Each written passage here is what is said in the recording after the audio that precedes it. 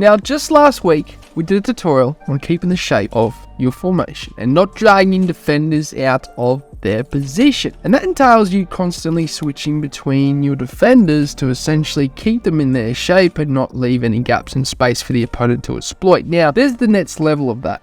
And this is very advanced.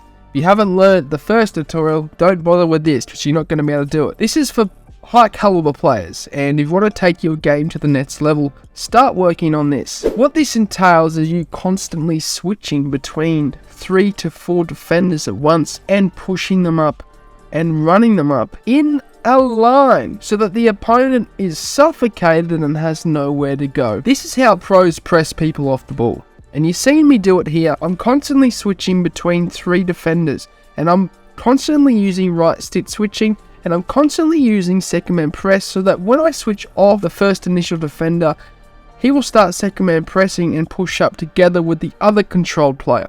And you do it with 3 or 4 players, and essentially that will push them up in a line and keep the shape. You see, the thing is, people only press with one defender. They run up and press with one defender, but that leaves such a huge gap in the defense that they're left vulnerable in the defense. But if you use 3 or 4 defenders to push up simultaneously and use second man press, then what you'll find is the opponent will have nowhere to go, and if he does get through you, if you quickly one for the right stick switching, he'll be able to read where he's going to go anyway.